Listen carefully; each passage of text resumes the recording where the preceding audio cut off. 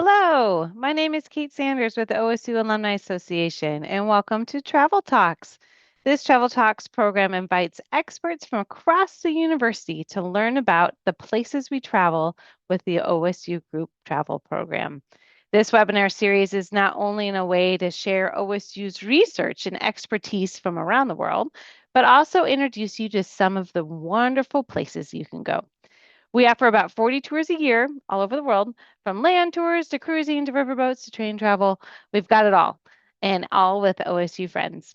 So tonight we're going to take a step back into time, Roman times, with food writer and OSU senior instructor Kristin Griffin. But before we do, I wanted to remind you of the last travel talk of the season before we take that break for summer, just like our students.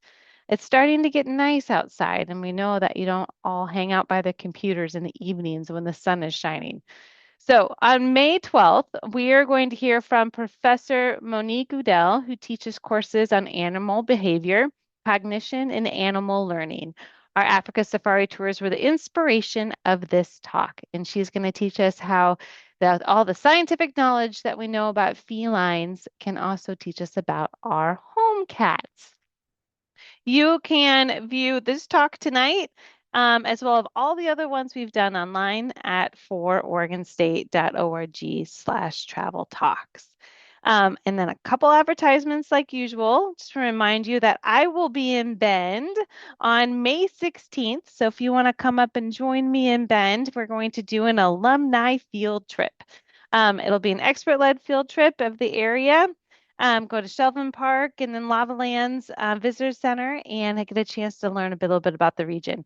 That night is our Damn Good Connections as well in Bend. So you could spend the day with us and learn about the area, and then join fellow beavers in the evening with some food and treats. So it's a fun-filled day. Check it out if you're interested in joining us. Then this fall, we still have some availability on tours now that the TSA lines are a little bit shorter. That if you are interested in heading out this fall, you got all kinds of options in September, October, and November. A couple key ones are Harbors of History. It's the sailing of the Americans' 250th anniversary, so that's a pretty special, a small cruise along the eastern coast. And then in Cuba, we're going to Cuba in November, and only 12 travelers are allowed on this tour. So it's going to be a really great OSU only tour. So if you want to go to Cuba, we've been running trips to Cuba this whole year, and that folks have been having a great time. So check out your options in the fall. Now, we'll get going here for tonight's talk. Kristin Griffin is a senior instructor in the School of Writing, Literature, and Film. She writes fiction as a freelance journalist with a special interest in telling stories through food. Her work has appeared in publications such as the Boston Globe, Portland Monthly, Taste and Serious Eats, among others. And before making the switch to writing, she edited cookbooks for America's Test Kitchen and the Capo Learning Lifelong Press.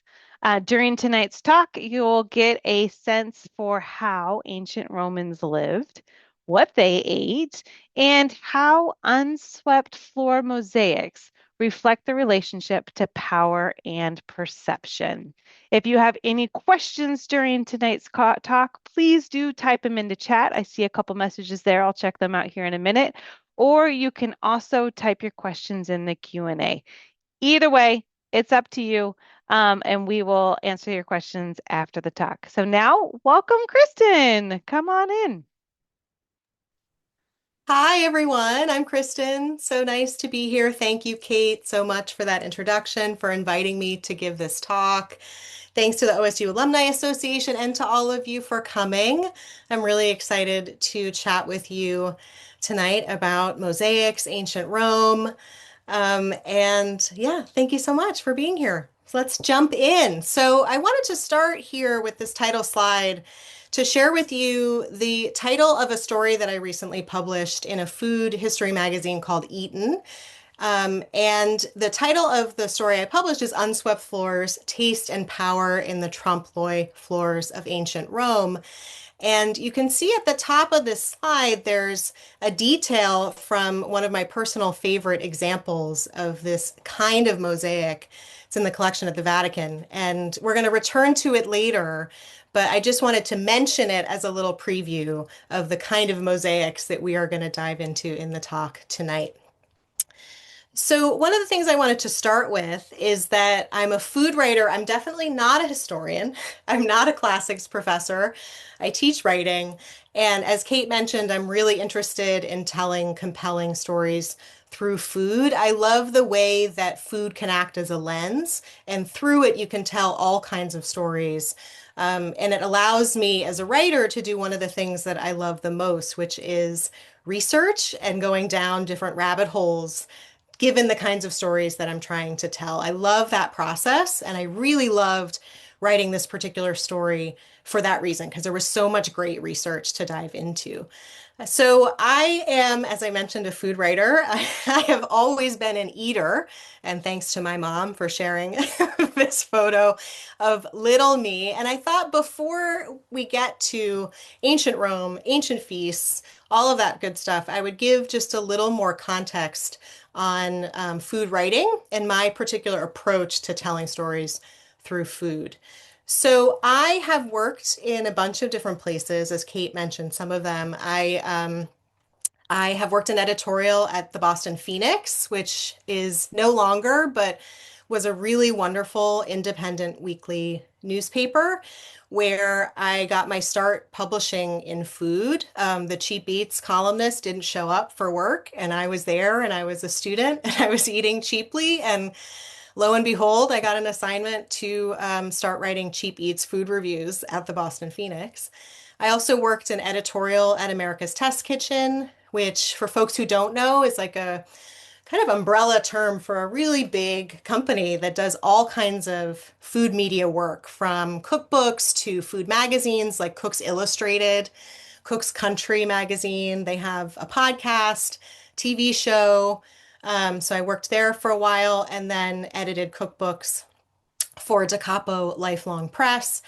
And I have been here at Oregon State since 2012, teaching writing in the School of Writing, Literature, and Film. So this talk, oh, I should mention too, a couple places that I've published: Boston Globe, Serious Eats, Taste, and Portland Monthly. And this is all to say that I'm a freelance food writer. So I'm not on staff at any one publication. I can kind of, like a hummingbird, I can kind of move from venue to venue based on the kind of story I want to tell and where I feel like it would be the best fit. So that's part of what I really love about the combination of teaching and then also my writing life. I feel like they really feed one another in a nice way. So this talk isn't going to start in ancient Rome, which you would think that it should. It's actually going to start in Boston, Massachusetts. In one of the slides I saw, Kate, for some of the tours to come, there was a picture of the Boston skyline, and it featured a different shot of this particular view of downtown Boston. And I grew up there, and I actually grew up in the building that the arrow is pointing to, Harbor Towers. And the reason I'm starting here is because growing up, I had the great privilege of being able to explore such an amazing city.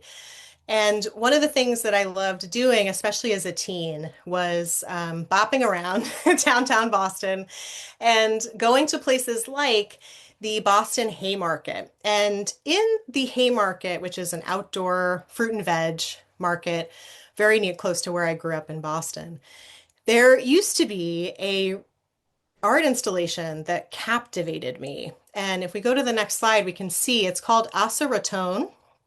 It's by Mags Harries, who is a local artist in Boston. Some of you may be familiar with her work. She's done a lot throughout the city and internationally. But this is a piece of art that she worked on and had installed in 1976, and it was called Asarotos. And this particular piece of public art, as I mentioned, installed at Boston's Haymarket, was bronze castings of the kind of refuse that would be around on the floor at the end of a market day. So you can see on the left here in this slide, and I'll show some more detail shots later so you can see even more of the detail. There's the front page of the Boston Globe. This is from July 4th, 1976. The piece was commissioned for the bicentennial. There's also little pea pods. I don't know if you can see them on the bottom left.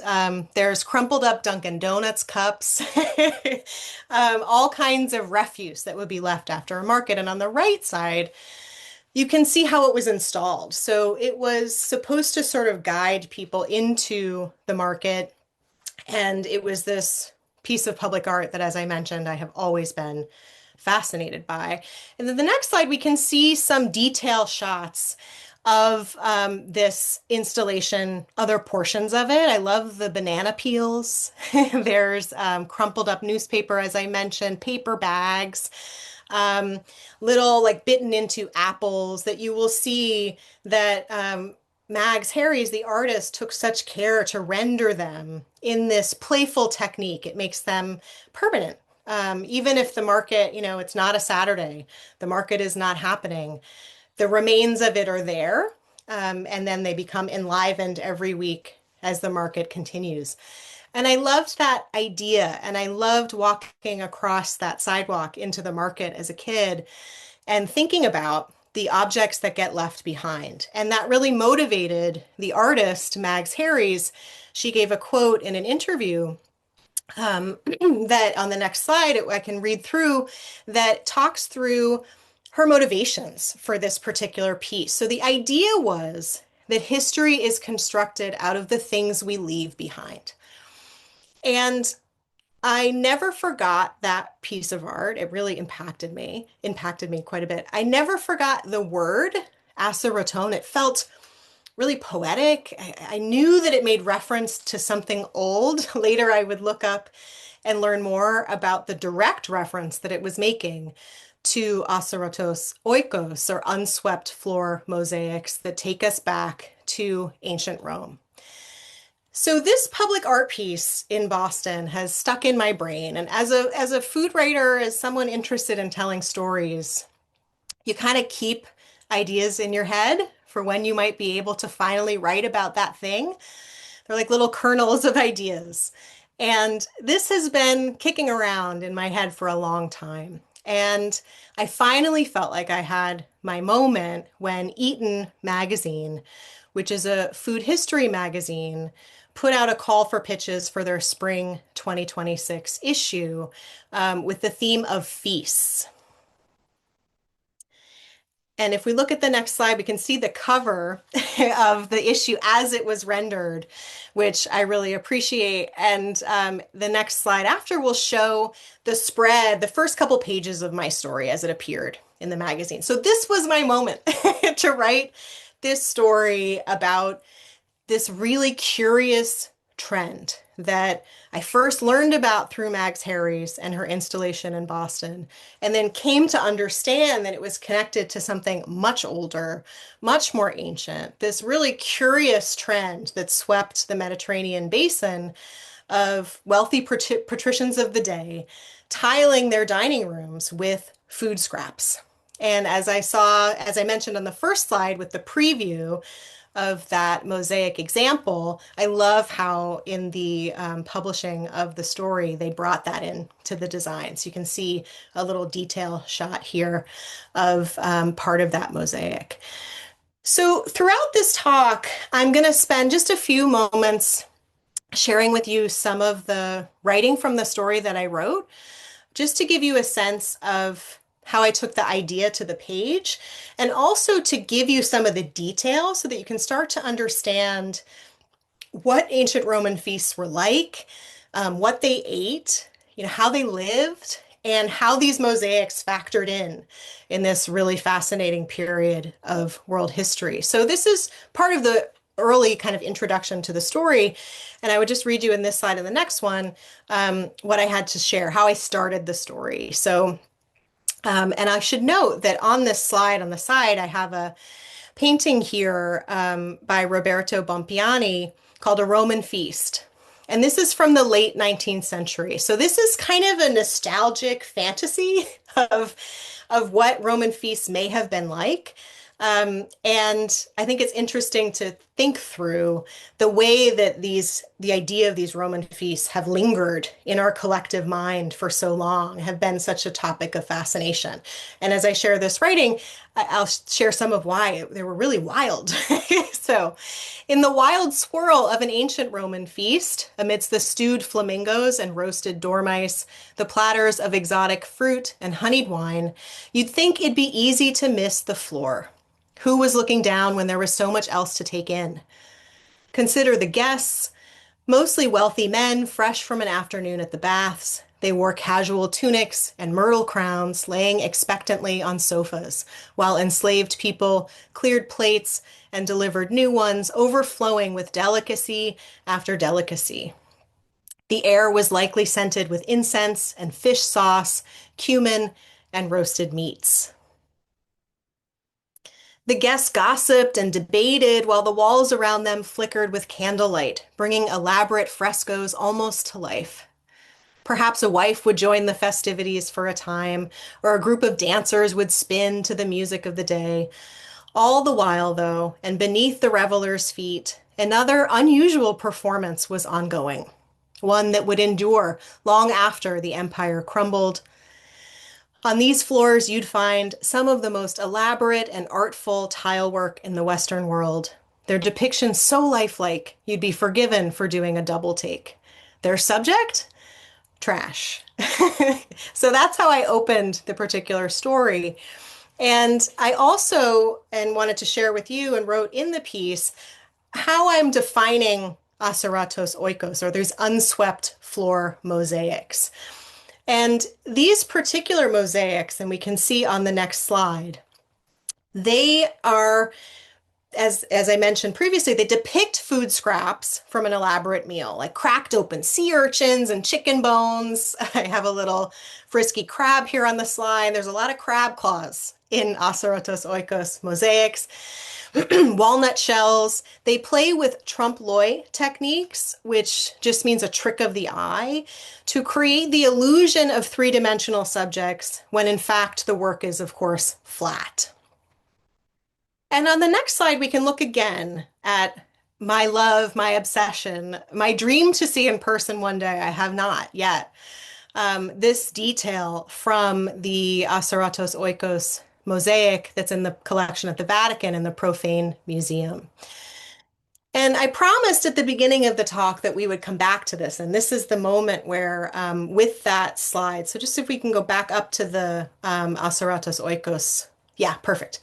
So I just wanted to linger on this slide for just a second. And the reason for that is I want to point out a few things to you. I really want to spend a second developing what we see. And the first thing is kind of strewn across this tableau are the remains of a feast. So we've got a wishbone, if you can see on the left side. We've got fish bones. We've got a lobster tail. We've got snail shells. You'll see a chicken foot, part of a sea urchin shell, cracked open, little fragments of nut shells, etc. And a few things I wanted to point out here as we look at this, and one of them is the detail. Like, unbelievable care has been taken to render these leftovers as fully and as accurately as possible. And if we look at, for example, the chicken foot at the top right here, you can see the kind of curve of the toes and then the way that the artist has taken such pains to render the shadow. Do you see that? That's that trompe l'oeil technique that they're trying to make it look like you could pick up that chicken foot if you wanted, like it's a real three-dimensional thing in real time. And I just love that detail. And part of what makes this pop and what makes this mosaic especially beautiful is that white background. And the other thing I wanted to point out about this particular detail shot is the size of the pieces. They're called tesserae that were used to create these mosaics. They're tiny, right? They're really, really little. The scale is small. And that's part of the beauty of ancient Roman tile work is this is very common, like very small tesserae used to create larger tableaus. But in this context, and especially this mosaic, I just am so transfixed by that attention to detail and the cost that it must have cost to actually commission someone to make a piece like this.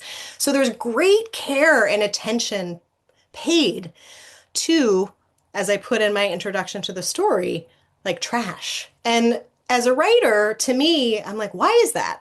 I just get curious about that. And that then becomes the rabbit hole that unfolds. And in the story and in this talk, I'm walking you through how there are layers of meaning here that wasn't just simply a display of what's left. It was also about projecting certain things. And we'll get into that next.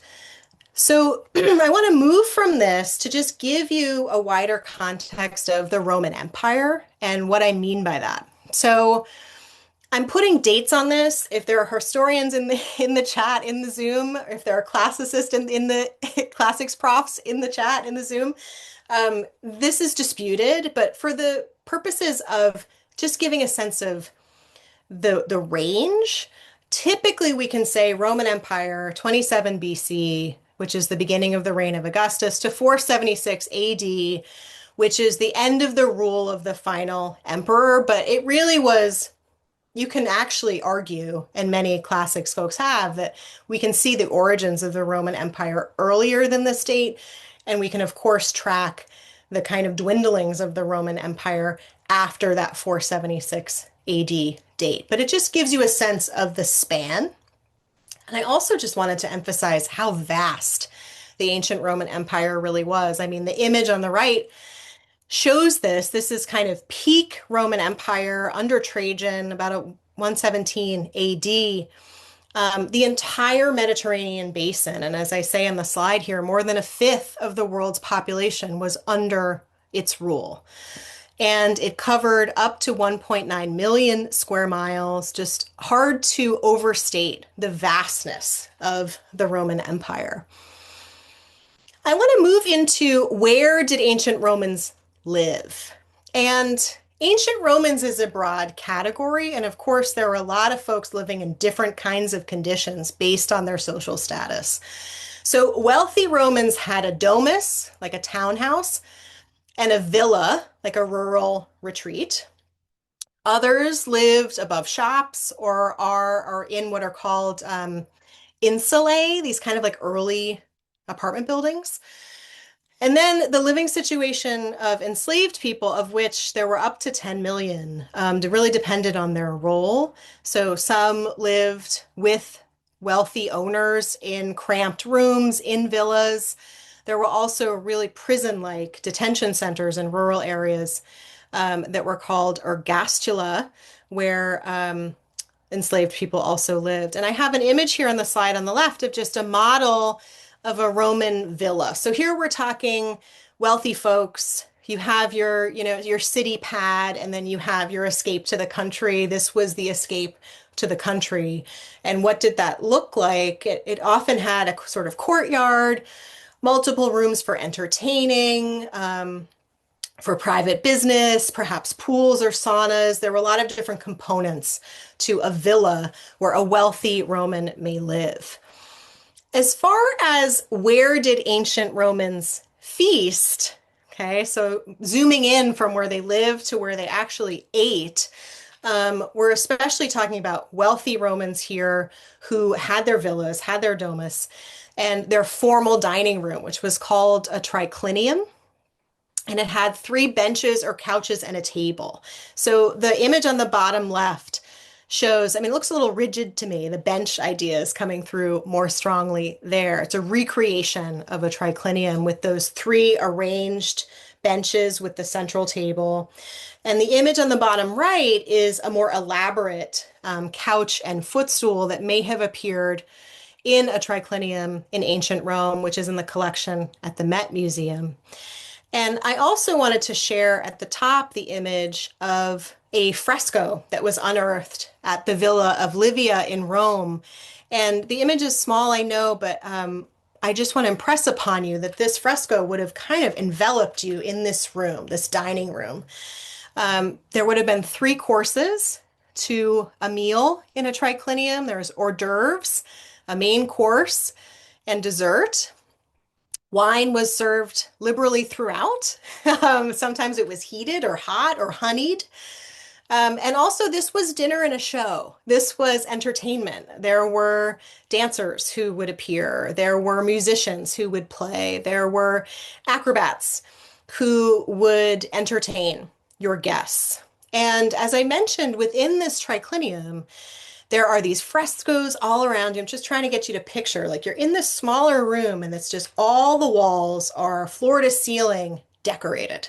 Frescoes, colorful frescoes. There's candlelight, there's some incense burning, there's music playing, and of course, there are very detailed mosaic floors.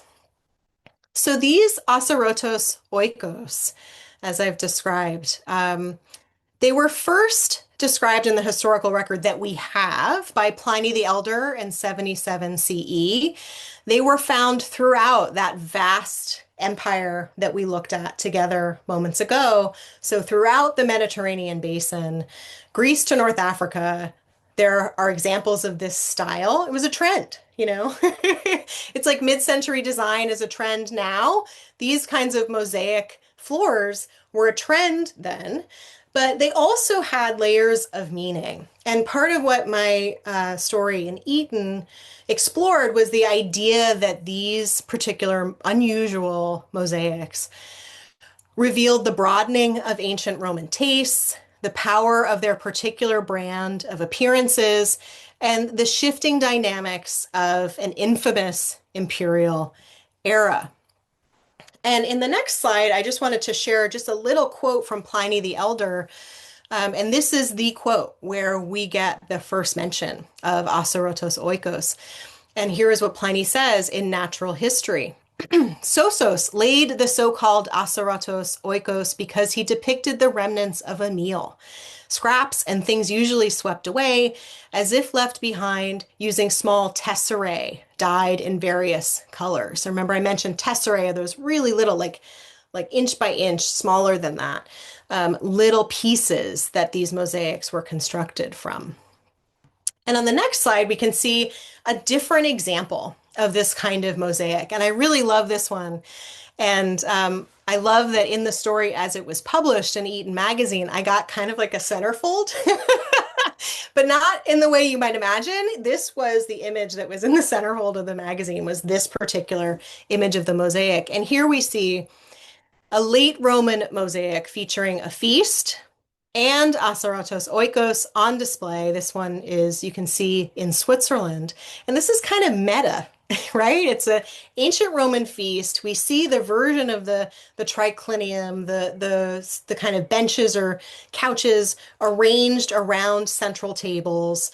But we see also in this mosaic those unswept floor mosaics at the ground. And here they appear against a black background. And you can see some of the motifs that we saw in the Vatican's example. So there's a fish bone, you can see there's chicken bones, there's little bits of roughage, leaves. I love in this particular example that you can see towards the bottom right, there's, I believe, a cat. Looks like he's had a tough life, this cat, but nevertheless, he persists, eating some leftovers here. And that's, again, that trompe l'oeil kind of playful technique of trying to render something that, which is, of course, flat in 3 dimensions.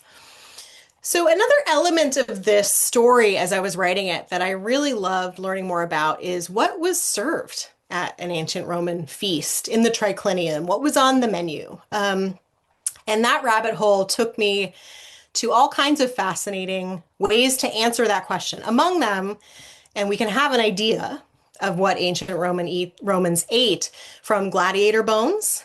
There are archaeologists who are doing this work and research, through sewer waste in places like Pompeii to kind of get a sense of what ancient Roman diets might have included, through art of the era, and through the single surviving cookbook, which you see an image of on the right, De Re Coquinaria, or the art of cooking.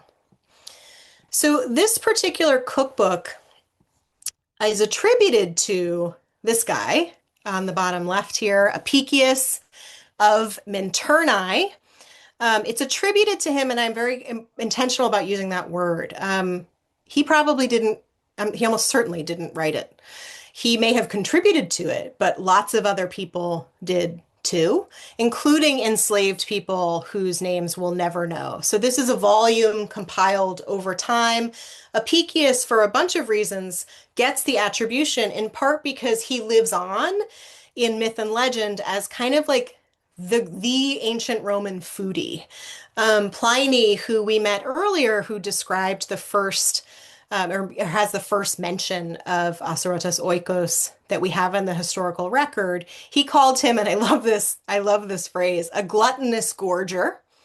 He was also a favorite of the Emperor Tiberius, said to have sailed. I love this story that has been passed down through the eras that here's Apicius. He hears a rumor that North Africa, there are these luxurious plump shrimp that he must try that are better than the shrimp that he can source from his native town. So he gets in a boat and sails to North Africa to investigate the shrimp. And upon arriving, folks, maybe word has spread that he may be coming. Folks pull up alongside his boat, and he gets a sense they have wares to sell. And among these wares that folks show up in their boats with are shrimp. And Apicius gets a look at these shrimp and says, forget it. These are not better than what I can get at home. And he turns around. He never gets off the boat. And that's a story that's used to kind of illuminate his taste, right? His sense of refinement and his how carefully and how much attention he pays to food. And in the next slide, I wanted to share a little bit about, just to illuminate further, De Re Coquinaria and the kinds of recipes that appear in it, because it's really fascinating. Just wanted to share this passage with you. So while De Re Coquinaria includes many recipes for simple dishes, it's those that conjure the tables of a great feast that most capture the imagination and offer the best guess at what might have been on the menu and eventually on the floor in the Roman villas where asarotos oikos mosaics have been found. Cuttlefish croquettes and milk-fed snails, for example, flamingo boiled, plucked, and roasted with leeks, coriander and dates. For dessert, fresh cottage cheese with honey or spelt pudding with skinned almonds. Throughout, there would have been fruit piled high in glass bowls, the most luxurious of which came to Rome at great cost through the trade routes, peaches from Southeast Asia, say, or thick-skinned citron from the Middle East. And when we look at and think about these kinds of foods and what might have been on the table at an ancient Roman gathering, and these particular mosaics especially, I mentioned the layers of meaning, and I want to get to that and kind of unpack that a little now. So beyond just showing the leftovers of a meal, these mosaics were meant to communicate something to the people who saw them. So they were first and foremost a display of wealth. The ingredients that we see strewn across this imagined floor would require a lot of trade route access. So dates from the Middle East, ginger from India, cherries from Western Asia. There's also in many of these mosaics, not all, but many, this combination of different kinds of fruits in particular that would not be available all at once at the same time. And yet they're depicted as having been part of this imagined leftover feast. And in that messaging, subtle as it may be, is the idea that here is someone who can defy the seasons, right? Who has access to the trade routes, who can have what he wants when he wants it served forth in these meals. It also has a kind of subtle, and I loved this detail when I found this out as a writer. I just like, I loved to learn this story that in a lot of these mosaics, and this one in particular, you'll notice there are snail shells, certain kinds of snail shells throughout. And some of these snail shells, the rendering is so accurate that we can actually know what species they are. And there are a lot of purple dye murex snail shells here. And this particular snail is an important snail because The secretions from this snail were used to create a dye that was infamous in the ancient Roman imperial era, which is called Tyrian purple, and it was the color of royal robes. So, in showing these empty snails that we can trace back to making this particular royal dye, there's a message therein that, okay, this person who is hosting this gathering has a proximity to power, that has an access to royalty, that is meant to say, like, this is someone important, to communicate importance. Also, they can serve as a kind of reminder of mortality. There was this sense of, the ingredients having been beautiful and ripe and perfect and ready to eat, and then gone, and then the detritus, and then the bones, and that was a fixation in ancient Roman culture. So some folks argue that these mosaics serve as well as a reminder of that ephemerality of life and of conviviality. And lastly, there's evidence to suggest that they also could represent a religious offering. It was often the case that there were kind of altars in folks' homes where, after a meal was over, enslaved people would gather the leftovers and serve them forth, offer them at these altars. And so some folks believe that these permanent records of feasts having happened suggest as well like a permanent possibility of an offering to the gods. And therein, perhaps, hopefully, for the person who commissioned the piece, a sense that, okay, like, the fates should be in my favor. The next slide I wanted to review. I have just a few more slides here. Thank you so much for your time and attention tonight. I wanted to just talk a little bit about Tyrian purple. I am someone who is really interested in color and pigment. And Tyrian purple stood out to me when I was researching this story. And on the left here in this slide, I have some more examples. Remember, I mentioned those murex snail shells. These are some examples. These are in the collection at the Museum of Natural History in Vienna. And what you can see, and what I love about this image, is you can see the species of snail here. And to the left, you can see the secretions that they make and the colored dye that that produces. And part of what I think is so interesting is, even though the shade is Tyrian purple, we can see throughout the spectrum that it goes quite red. You can see in the bottom that looks really red to my eye versus more of an eggplant or a burgundy. But that was all Tyrian purple. If it came from these snail shells, it was Tyrian purple. In the middle here, I have a 20th century rendering. So again, looking back through time, the kind of fantasy of the Roman Empire, we see a rendering of Caesar, and he's in the chariot there, and he's got purple robes. And this is the reddish spectrum then of the Tyrian purple, but we can see him there in that chariot. And then what I want to point out especially is you can see towards the bottom of the image, there's a few men there who are waving. You see them? And they have these bands of color on their robes, and those are Tyrian purple stripes. And that suggested and was a visual indication that these people are important. They're magistrates, they are patricians, they are people who had power and sway. So even though they could not wear the full saturation Tyrian purple robe, the band was something that was communicating something visually to the folks around them. And lastly, on the right here, I have this mummy portrait. So this is someone who had passed away, and her family commissioned a portrait of a woman with earrings. This is the Roman period. This is in the collection at the Harvard Art Museums. And we can see just near the kind of chest there, there's a patch of Tyrian purple. And this was done, and you can see this in a lot of mummy portraits. This would have been painted in North Africa.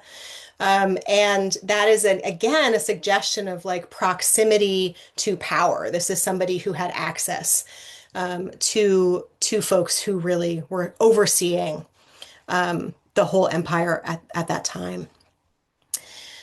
So I wanted to share then how I closed the story that I wrote. This is a passage from the late part of the story.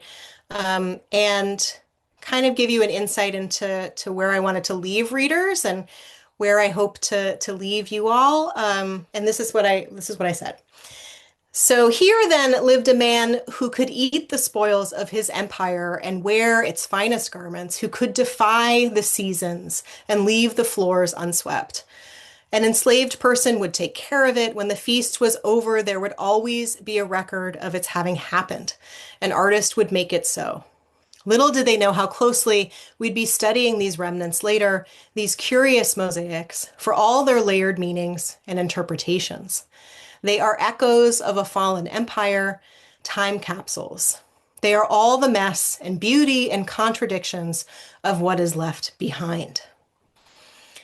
And should you, as I have shared this story with you tonight, should you have an appetite for more, I pulled together an eclectic, but I hope tantalizing list of resources that were helpful to me in reporting out this story, and also I have enjoyed over time. So I wanted to recommend anything from Mary Beard, who is a classics professor, but I especially wanted to recommend, if you are new to her work, her book SPQR, which is an incredible resource spanning Romulus and Remus, like back to the early origin stories of ancient Rome through to the whole empire, its collapse. Incredible work. The History of Rome podcast by Mike Duncan is a great one if you prefer to listen than read. Courtesans and Fish Cakes by James Davidson focuses on Greece, but there's a lot of influence. And in fact, asarotos, oikos, mosaics, we can see that they originated in Greece and moved to ancient Rome. I also just wanted to mention Ehud Fatih, whose work on these mosaics was really helpful to me. If you're interested in a more academic look, there are some of his articles publicly available online. The Secret Lives of Color, I have it here, is a book that I reread all the time, which is not just about ancient Rome, but there's a section on Tyrian purple. A couple of novels, Rubicon, I, Claudius, Feast of Sorrow, which is a historical novel about Apicius. So if you are more of a historical novel person, that one is there for you. I can highly recommend. And Crystal King is an incredible resource on ancient Rome. And the last two I wanted to mention, one is Tasting History. Some of you might be familiar with this. This is a YouTube series by Max Miller, and he takes great pains to recreate old foods and tell their stories. And they're wonderful pieces of video to watch. He has some great ones on ancient Rome, free to watch on YouTube. And lastly, this is kind of out of left field, but we're all friends here. I felt I could bring it into the room tonight, is The Supersizers Go. This is not a show that's around anymore, but you can find episodes on YouTube, hosted by Sue Perkins and Giles Coren. Sue Perkins used to host the Great British Baking Show, and Giles Coren is a food writer, a British food writer. And what they do is they try to live for a week like folks from different historical eras lived, and have some fun in the process. And they have a great episode on ancient Rome. Highly recommend. There are some episodes available to check out on YouTube. And so lastly, I just wanted to say thank you so much for being here, for letting me talk about something that I have long wanted to write about and finally got to see that day. And I wanted to share a detail, my favorite detail from the Vatican mosaic of this little mouse with this walnut shell. And you can even see in the mouse's eye, there's like a little glint. It's like you can see a little glint that the artist took care to include of light in this mouse's face. And I have just always been very enchanted by this mouse. So thank you all so much. Happy to take any questions you may have. Wow, that was wonderful. I think Thanks. my screen just froze. That was really great. And yes, the detail in these mosaics are absolutely beautiful. It's so interesting. If anyone has questions, feel free to write them in chat and we'll go through the questions and ask away. I think I love that you ended with the mouse, too, because it really struck me how it's interesting how there's food, but yet animals as well. Yeah. It's just like, well, they're giving an offering to the animals too, in a way. Yeah. Um, yeah, that was really it's really neat. And also for the list of resources, I'm going to have to check out a lot of those books.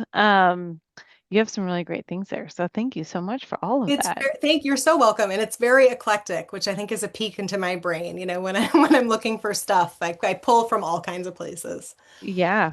What was your favorite part about writing the story and learning? Is it the more the colors or the layers of history or what was really your favorite part of it? My favorite part was being surprised. Mhm. So as a writer, you start broad, you have an idea of something you might want to write about, and then the research process, I just love so much. So, pulling together these stories, these anecdotes, bringing these characters to life, thinking of Apicius and his shrimp, and Mhm. Pliny the Elder, and looking at closely at these mosaics, like gathering resources for the storytelling, always enthralls me. So, and being surprised by what I find. I should add that there's also, as a writer, always for me a moment of crisis.